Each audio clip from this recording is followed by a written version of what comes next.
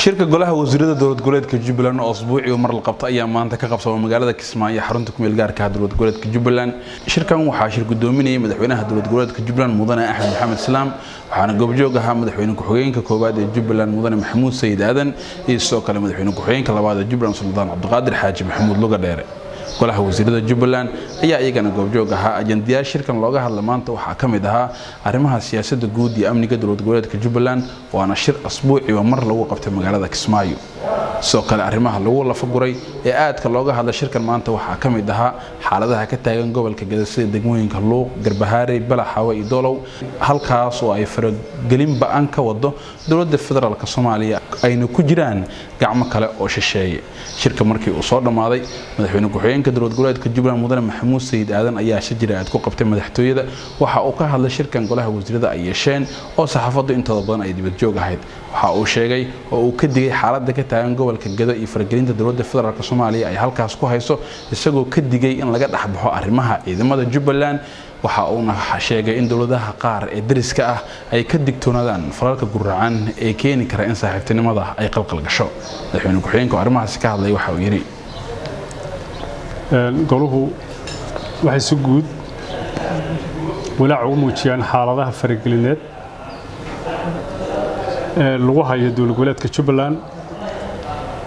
oo aan sharciga bays ku lahayn, kuwaas oo ka imaanayo xukuumadda federaalka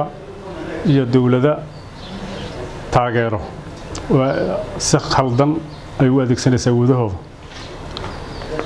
runtii waxaa diiradda la saaray arrinta gobolka Gaza, khaas ahaan degmooyinkaas xaaladda hadda ka cusub. markaan taariikhda dib ugu laabto xoreynta gobolka Gaza, gobolka Gaza gebi ahaanba waxaa qabsaday shabaabka 2009 marka laga reebay degmada Doolow oo saldhig u noqotay mas'uuliyiin heerar kala duwan ah oo ayaga naftooda ku waajibiyay xoreynta gobolada Jubbooyinka iyo gobolada Koonfur Galbeed oo halkaas saldhig u noqotay, anigana aan ka mid ahaa.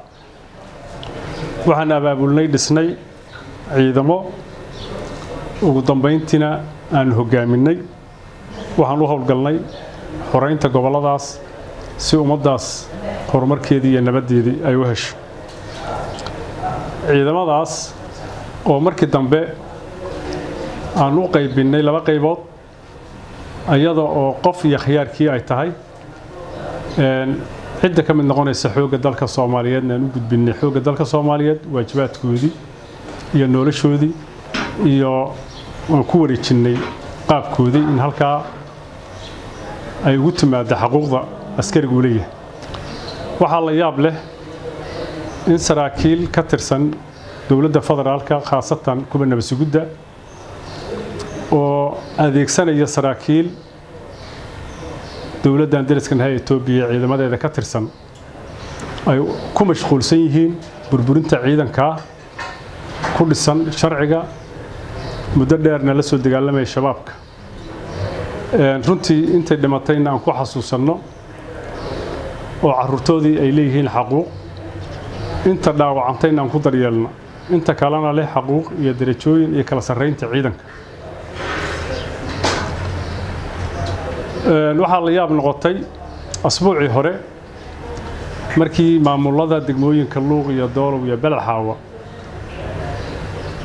ay u magacaawday dowlad goboleedka Jubbaland iyo saraakiisha ciidankaas si sharci darro ah shir lagu geey gudaha Itoobiya, halkaas oo kula kulmeen saraakiil ka socotay saraakiilha hoose ka socotay dowladda federaalka oo heerkooda hooseeyay.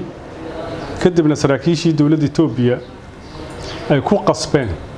wax sharciga dalka ka baxsan, dowladnimadana ka baxsan, oo ah arrintii wasiirkayga qaaliga ah oo afduubka lagu haystay in la weydiisto madax furashadaas oo ah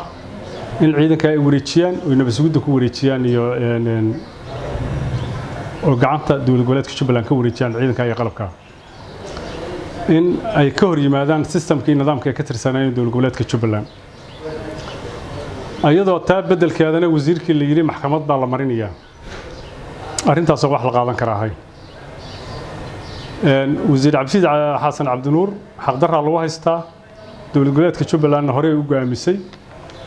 in federaalka iyo cid kastoo ku lug lahayd xariga wasiirkaas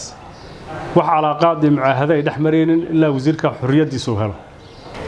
intay ku mashquulsan yihiin ciidan sharci ah mishaar qaato dawladeed ummadda Soomaaliyeed u adeega qarankan kamid ah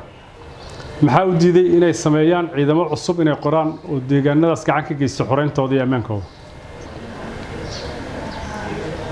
waxaa la yaab leh dawladda maanta Soomaaliya qaasatan xukuumadda inay ku mashquulsan tahay campaign ugu jirto